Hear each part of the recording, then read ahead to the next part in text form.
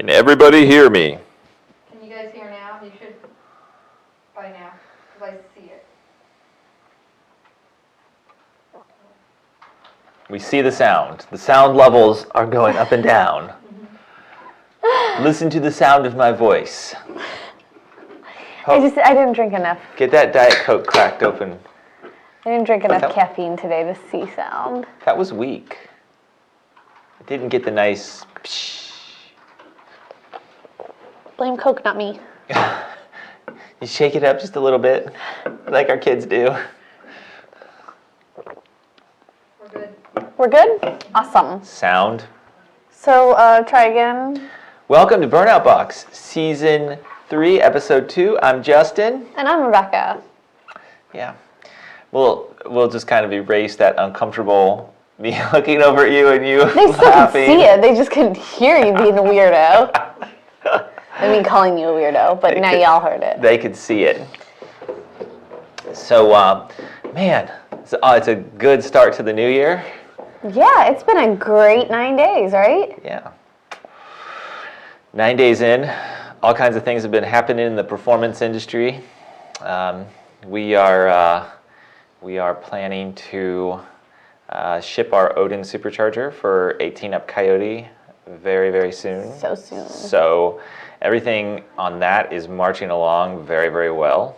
And I think the big topic in the industry right now is 2020 GT500 stuff. Yeah, I mean, I feel like it's taken over the world. Yeah. When's yours going to get here? Ours going to get here? Supposedly it's mine, but you keep on trying to yank it from me. Yank it! And what color? I don't know what color. It was ordered, and I don't know what color it is, and now some things have changed.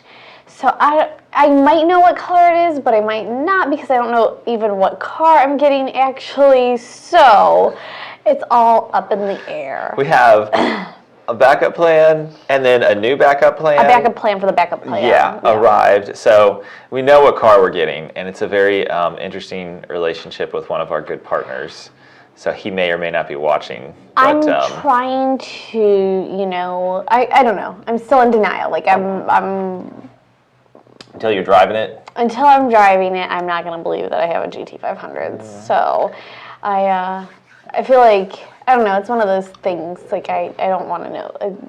You know how I am about being surprised. Like on Christmas, I don't want to know the gifts. I don't want to, I don't even want to see the wrapped gifts before it's time to open them. So that's how you feel about the GT500. So, yes. And I did, to your credit, at one point, I did have a Jeep SRT8 show up at my house with a pink bow on it, and that was pretty cool. So I would, you don't have to put a bow on. I mean, you can put a bow on it if you want. It's actually quite easy. You get the ribbon that's like this wide, and you open both doors, and you throw it over, and you tie a ribbon in the middle. So, and if you want to do that, you can. Yeah. But I like the element of surprise, so I'm in denial, and I'm not going to say what color it could or could not be. I just hope it's black. But even if it's not black, and I was frustrated enough with it the other day that I was like, I don't care what color it is, we'll just wrap it if I don't like it. Is it like what is going to be the color du jour this year? We've gone through the grays, the darker grays, the army green, I feel like got mixed in there somewhere. Mm-hmm. So for 19, what will be the color?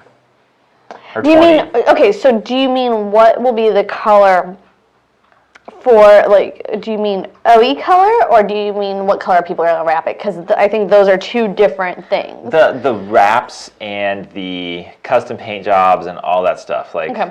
Because I definitely think there's an OE color that people go, and then there's a wrap color, and they kind of tend to pick one or the other. And then there's the color of the year by Pantone, which is blue.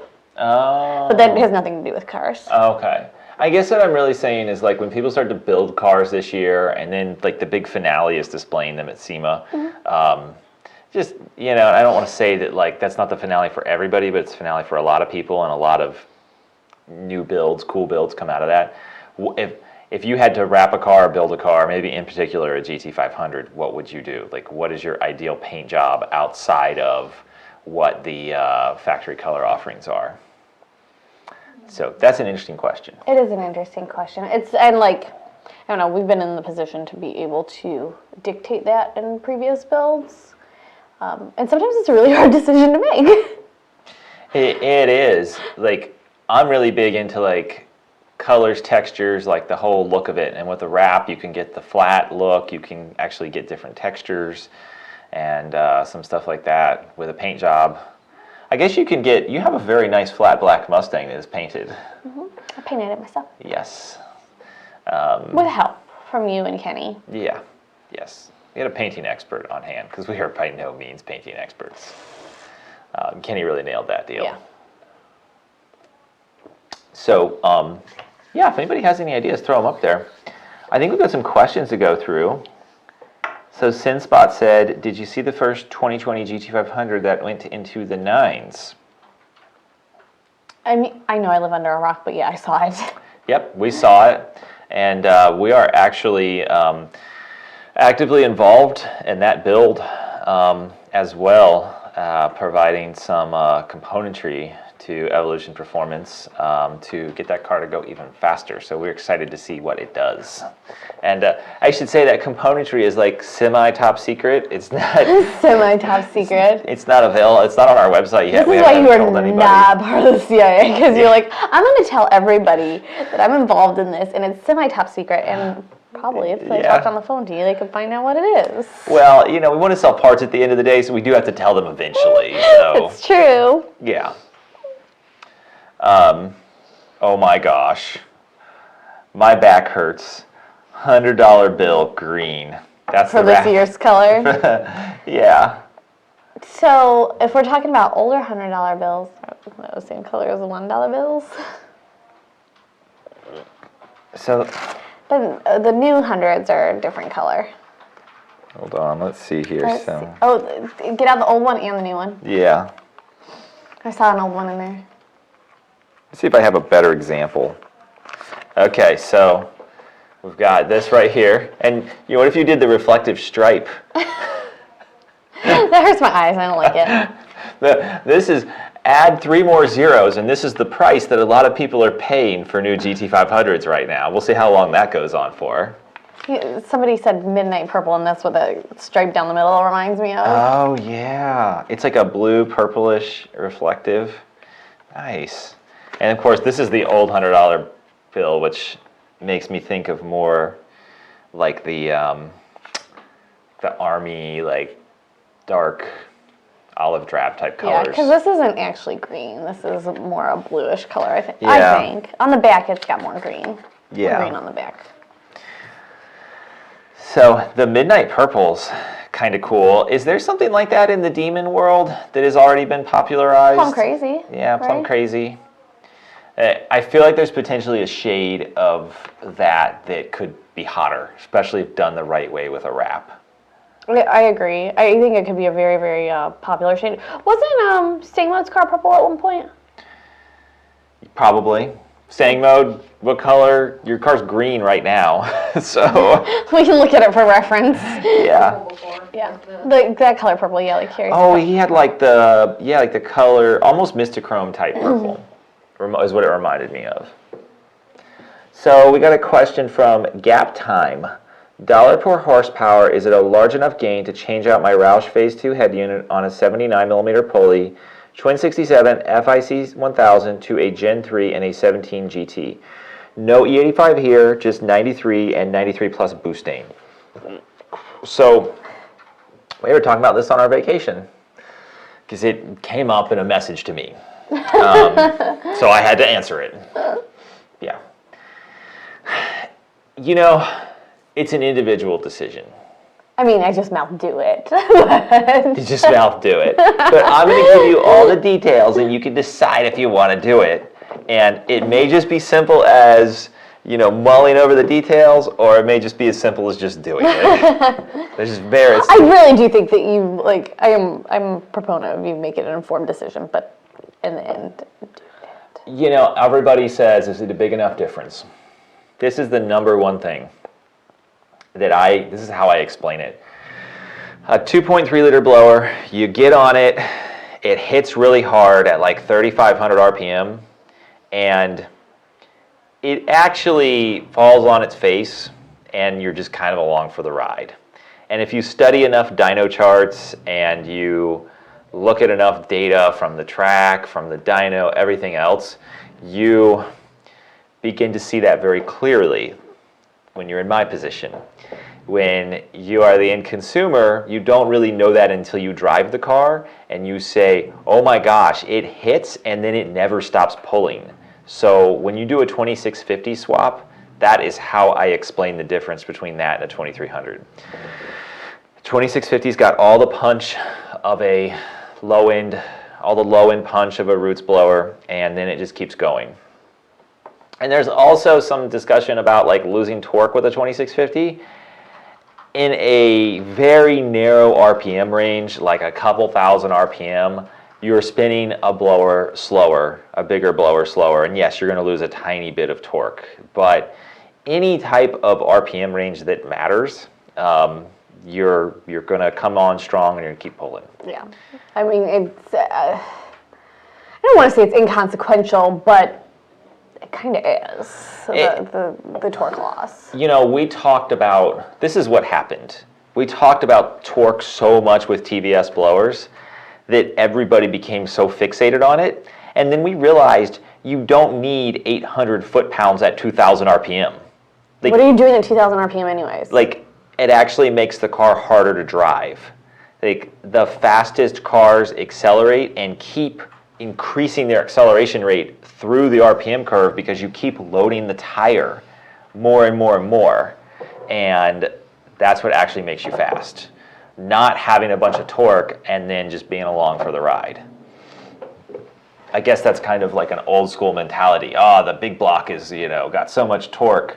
And then Coyotes are faster because they have so much horsepower. So that's my 5-second talk about that upgrade. And to get specific, the 79 millimeter pulley would be really aggressive on boosting with a 2650. Mm-hmm. You could go back up to like an 82 and boosting, and that thing would be rocking out 50 to 75 wheel better than the 2.3 liter. And the power curve is just so much cleaner. The blower's more efficient. The air temps are better. Everything is better. So Steve Brum says, recommendation on pumps and injectors for a 2011 GT500. Car makes 700 wheel horsepower now. Looking to switch to E85. Any thoughts? E85. That's... Sorry, he has two questions, so I'm looking at it's the same Oh. person. I was trying to see if there was anything that we needed combined. And he still has a Gen 1 blower. He's been debating on porting the blower and the elbow. Waste of money, question mark. So, to make 700 wheel horsepower with a Gen 1 is pretty good. Mm-hmm. You must be working that Gen 1 really hard. Pretty hard, yep. And that's like a Gen 1 VMP blower. That's before we made the elbow all one part of the supercharger. The elbow is actually bolt-on. There is just not a whole lot of area if you ported the blower. The Gen 2 and Gen 2R are cast with a much larger inlet and a much better transition than the Gen 1. So that's what like your big thing is. As far as FIC 1000s all day long, and then like a dual pump system is plenty. So I see somebody I recognize here. That person? The one right above that. Oh. What do you think is a good drive shaft to go for aluminum one piece in my Boss 302? What brand? I know the answer to that. I was on the phone with them yesterday. You're on the phone with Drive Shaft Shop? Yeah. Yeah. Drive. That's what I thought. And you know what? I realized that we talked about this already, and I was like, oh, you talked to him, and I didn't realize that you'd talked to him. DSS, Drive Shaft Shop, and we may even have one of their drive shafts in stock, or we can get it shipped out in a day or two. So give us a call, and we'll set you up with a DSS drive shaft. Absolutely. You want to do the next question? What supercharger would you recommend for a 2014 GT with a built motor, Gen 2 heads? I already have the 69mm throttle body Gen 2R or the Gen 3R for drag racing only. So again, we're going back to the same, 2.3 versus 2.65. If you are going to be drag racing only, as a drag racer, I will say that it is a never-ending, always wanting more. So I would say a Gen 3R, depending on if we're talking about you are just doing this for you yourself and you're not. There's no class limitations or anything like that. I would definitely say Gen 3R because you just have so much more potential to grow with that blower. Yeah. Which is what drag racers always want to do. I mean, the 2300 is a budget blower at this point. The Gen 3R is the latest, the greatest, the best. If you're at all budget concerned, the Gen 3s are on special pricing, and that is for a limited time until we run out of them. I mean, it's still a really good blower that can make 1,000 variable horsepower. Absolutely. So the Gen 3R is better, but the Gen 3 will make 1,000. So kind of use that to guide your decision. And the pricing on those Gen 3s is not going to be around forever. Nothing gets cheaper, unfortunately. Let's get a next question from Mike Stallings. I was trying to figure out why we skipped that. Sorry. Oh. No, that's okay. How much boost should a Gen 2 2.3 Cobra 2.8 upper stock lower with 1 3/4 inch long tubes make? Safe on 93 with Octanium 340 pumps and 60s. Well, that's all lined out. That's a good amount of information. Yeah. Headers and long tubes and a race only mid pipe. That's the new keyword, race only. Mid pipe. Wink, wink. That's removing some things that were in the exhaust factory. They result in about the same amount of boost drop. So does a high flow catalytic converter.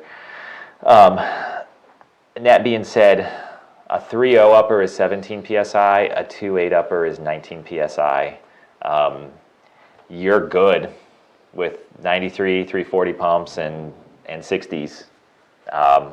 I assumed you've deleted the PPRV and, replaced the tubing with submersible hose inside the tank at the same time when you upgraded those pumps. The only thing, your factory FPDM driving 2 340s, it'll probably be fine, but there is some additional current draw. I can tell your tuner to run about, this much timing, about 17, 18 degrees, and that's that. We have questions at the upstairs. top, too, Man, so we were just getting a ton of questions today. Yeah. I tried to, Yeah. so the 2020 stuff is on top. Okay. I'm gonna hit a couple more of these and then head back up top, I think. Okay. D's nuts. Any plans on making a flex fuel tune for the Mustang GT platform? Yeah. Our 18 up flex fuel tunes are available now. You probably have to call in, but we can definitely do it. Yep. That's something we were supposed to talk about in the meeting today, and I somehow didn't write it down or skipped over it or something. And we'll do this one and then go back up. Justin, I have a 557 big block stroker kit that I may have to give away as far as price because nobody really wants this stuff since the Coyote craze. I'm unsurprised. It's too bad, Slab Shack. Okay. I'll start here. Just people saying hey. Jason Hand says, "You rock. I wish you were in Wisconsin." Thanks. Brett Lemminger, is this thing on? Thanks, Brett. We're on. Yep, we're on. Slab Shack again. In the last year or so, have you learned anything about the older GT500 by having the Gen 3 on them that would make you want to tune them differently? I think Slab Shack, the best way to answer that is if we use tuning in a sense of engine calibration, there's one thing I'll tell you about, and if we use tuning in the sense of how we modify and be a tuner of vehicles by tuning them for high performance? I'll answer that. The 2.3 liters, because we pulley them so hard on GT500s, they have this boost spike. Boost comes on really hard and fast around 3,500 RPM. That's also where the torque peak is, and the engine is very prone to knock at that point. You can make a car hit really hard by putting in all the timing at that RPM, but a lot of times you have to pull a degree or two out there and soften the hit because it likes to knock. The way that a Gen 3 comes on, it comes on slightly softer at that RPM, and it just continues to pull. It doesn't have that issue, and the GT500 motor was never really a high RPM motor. I mean, let's be honest, the 5.4 started in the trucks, and then they made a dual overhead cam head for it, and they put it in the nice truck, the Navigator, and then they put it in the Ford GT. Oh, and don't forget the Cobra R, the Ford GT, then the GT500. So it was made into a performance engine, but it never really started out as one. Start that way. And where I'm going with this is the fact that the Gen 3 is the 2650 is so much more efficient at higher RPM than the old 2300 stuff. It really makes a lot of sense to have that bigger, badder, more efficient blower to help make up for the truck motor's lack of efficiency at high RPM. And that being said, the biggest thing with GT500s, the older ones, is they're 8.5 to 1 compression. We're running a lot of boost on them to make the same power as a Coyote, which is 11 to 1 compression. So you're working the blower that much harder, and a 2650 has to do that much less work than a 2300. That being said, we still think the 2300s are really a good upgrade for the older GT500s. We continue to plan to offer it. I just don't want people to think, I can stretch my, 2300 to make 650s almost 700 wheel. I'm good. There's better things on the horizon now. We know more now. Surge45 said, what are the potential gains out of the 2020 GT500 supercharger boring milling, for examples? So, sounds like porting. Yeah. And I'm questioning if Surge45 is asking if there is the potential to port them, or what are the potential gains from porting. So yes, there's the potential to port them. Potential gains. I think they're going to be pretty good at higher boost levels. When, the GT500 runs very little boost, 11, 12 pounds is all it runs. And it's designed pretty well at that level. But as soon as you spin it harder, that supercharger is going to need to get more air, and that's where porting comes in. And we're looking at porting it even with stock pulley sizes or mildly pulleyed down, and we want to see some gains there. We're designing around that, but at the gains will scale the faster you spin the blower, because it will become more restricted at high RPM. John the Greek asks, how long before head units start rolling out? I need more information. We make head units for a lot of things. John the Greek, I could answer that. Yeah, like Rebecca said, we can answer that a couple different ways. Interestingly enough, Odin fits the new GT500, and if he's referring to Gen 3Rs from some of the Christmas sales, those Gen 3Rs for the GT500s are going to be shipping out this week or early next week, which is yes. All of our suppliers have been working hard to fill all those back orders. Okay, do we need to go back down for a little bit maybe? Let's run through those real quick. So my back hurts one. I really like the 20 GT500's clutch pulley on its SC. Seems that it will benefit many things, including OPGs. I think with the DCT, there's some real, real good synergies there as far as those technologies being beneficial and working together well. Cody thinks you should put a tire on track and turn it up to see if you can get it to run a 9. Oh, Right. man. We better fly Ben Caliber down with a couple transmissions. I mean, it's been done before on a stock transmission. It sounds scary. Jason Hankey, rough kits, good or bad? Need more info, Jason. Maybe Roush kits good or Yeah. bad? I don't know. I'd say it would depend on what you're trying to do and what your expected horsepower levels are and a bunch of other things.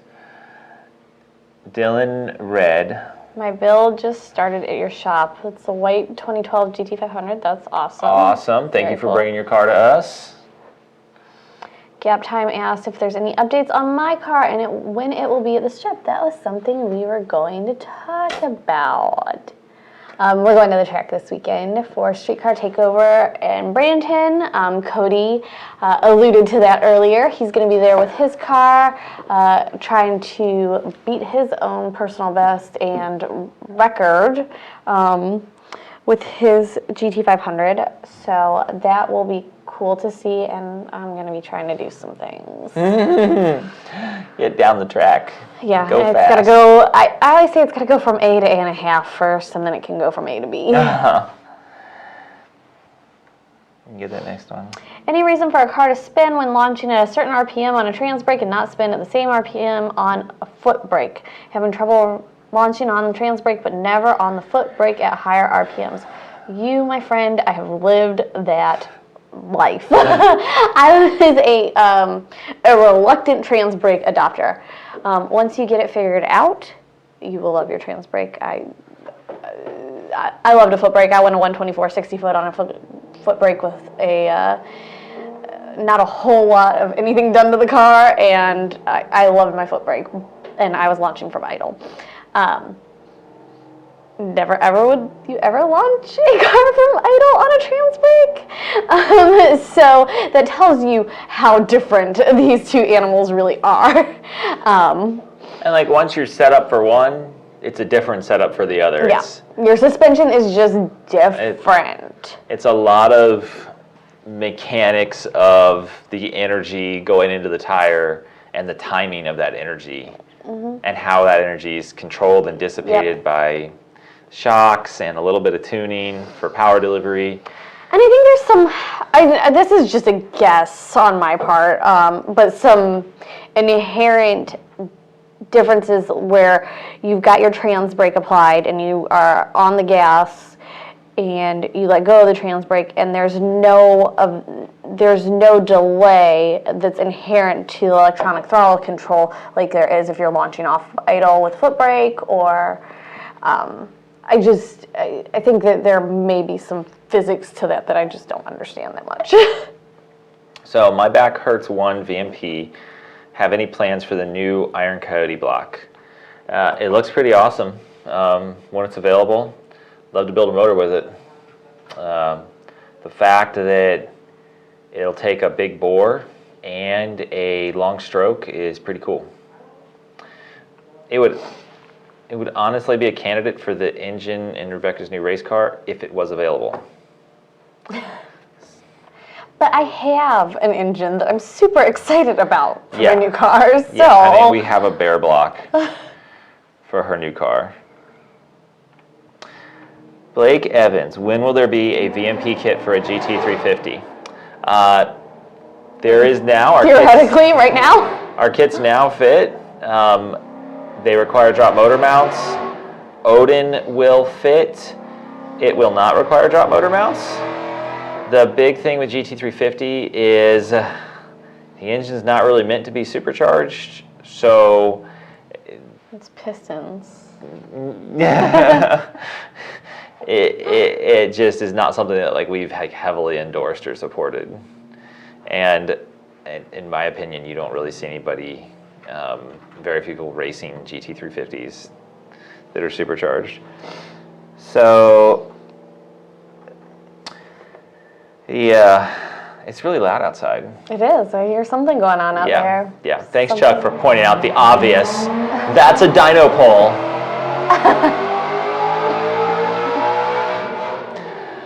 That was a long dyno pull. I held my breath for a long time. Really? I don't know. So, could be a certain GT Predator swapped Mustang GT. What on earth could you be talking about? Yeah. 500. TA500. Martin Avalar asks, just tapped in, is the Odin going to be sold as a kit for Gen 1 and up, or is it just going to be, I assume, 18 up or Gen 3? I can't.